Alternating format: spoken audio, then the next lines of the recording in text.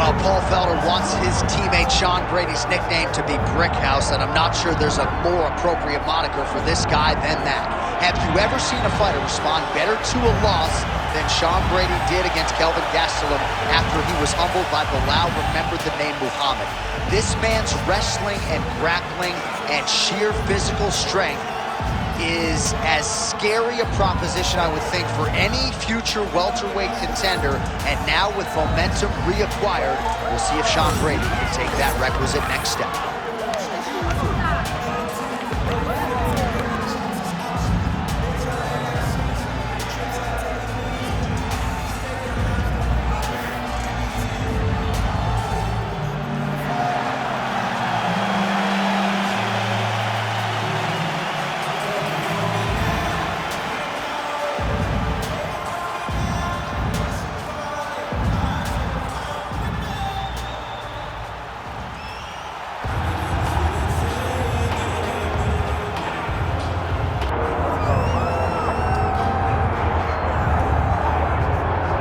DC, here is Kamaru Usman back on the proving ground here tonight, and even dating to the Ultimate Fighter back in 2015. You got the sense pretty early on that we were looking at somebody special. He was able to cap it with a UFC championship. He's back on the horse here tonight. He has this undying belief in himself, belief that through hard work, all the results will show, and they have for Kamaru Usman.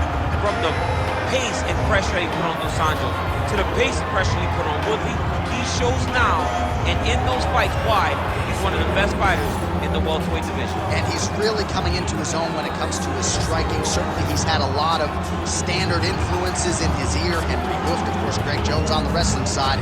Kamaru Usman, as he put it way back in the day, it's a real problem.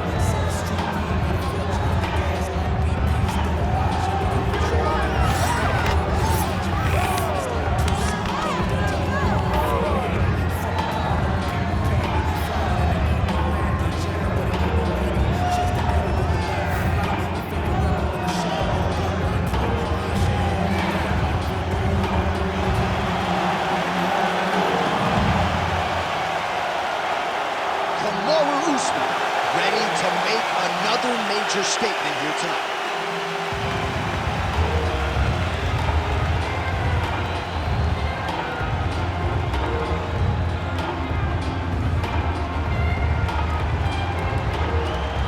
Our tail of the tape for this highly anticipated welterweight fight.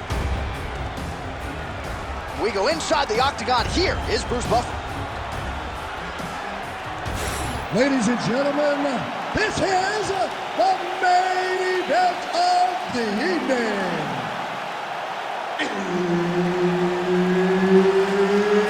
It's time! 5 rounds in the UFC Welterweight division. Introducing first, fighting out of the blue corner, Sean Brady! And now introducing his opponent, fighting out of the red corner. Ladies and gentlemen, presenting the former UFC welterweight champion, Kamaru, the Nigerian Nightmare Usman. Herb Dean, our third man in the octagon for this one. Good. All right, early round action here. We'll see if tonight is the night that Sean Brady finally meets his match. You can argue this is the most avoided. Oh, man! Oh, no!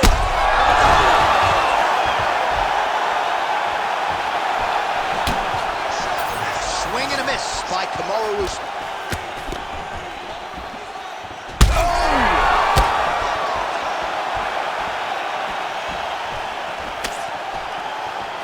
Well, DC kind of just playing with him at this point, right? You think he's got to go in and just get him out of there. Well, he's trying, but he gets a little bit anxious, so he starts to throw a lot of punches and not the right punches. And because he's throwing so much, he keeps missing, and by doing that, he's missing chances to end this fight. Now drops inside that closed guard, DC. Full guard.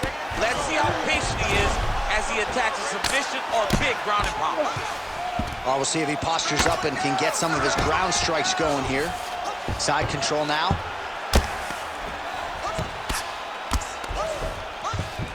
All right, good movement by him here on the ground. He really is a master of these transitions. He is a master of movement on the ground. You never know where he's going to be. Under 3 minutes now to go in the round.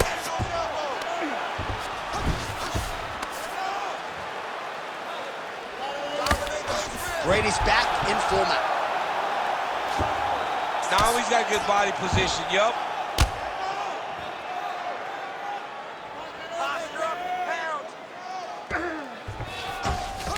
All right, well, both fighters pretty comfortable on the ground, DC, but you got to be very careful hanging out here for too long if you're his opponent.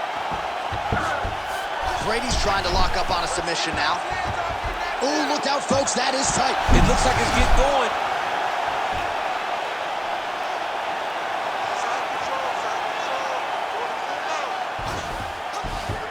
That was a slick transition.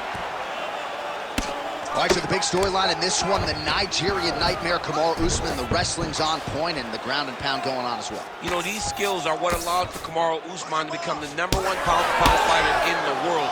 He is a tremendous wrestler, incredibly strong, and you are seeing all that happen in the octagon right now. He is on point. Making all these shots count. All right, so look at that. A cut has been opened around that eye area. He's taking shots over and over again to that area, and now he's dealing with a cut. All right, half guard position for him here, and I can hear Dominic Cruz in the back of my head just screaming about underhooks somewhere. Yeah, he loved, but he's right? He's so right in terms of if you're on your back in the half guard, one thing you can't be is flat on your back. You need to be up on an elbow, right. You need to be half on the side, and you need to control the far side underhook. It is a battle for underhook when you're fighting in the half guard position on the mat. All right, that's the end of the round. You see the fighter's got a cut on his lip, not necessarily a Robbie Lawler lip opening, if you know what I'm talking about, but certainly something that could be a source of adversity here moving forward. Cut man in there quickly to try to shore it up. All right, big moment in that round, of course, the strike that caused the cut to the lip.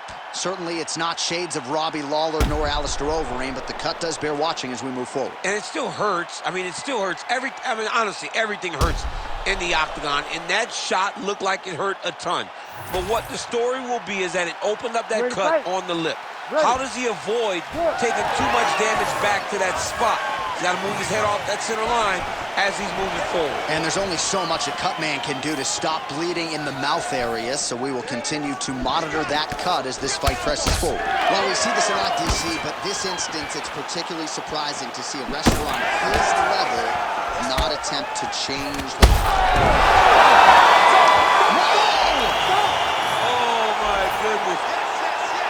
Yeah, man, crowd loving it. Just a gorgeous shot there to end the fight. Really just the way he drew it up. He found the opening and capitalized on it to the utmost extent. Nicely done to finish the fight.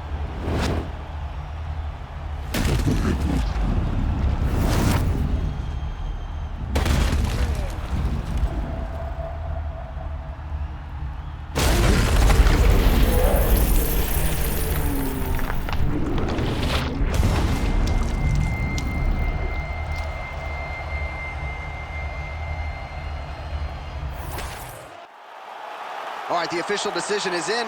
Here's Bruce Buff.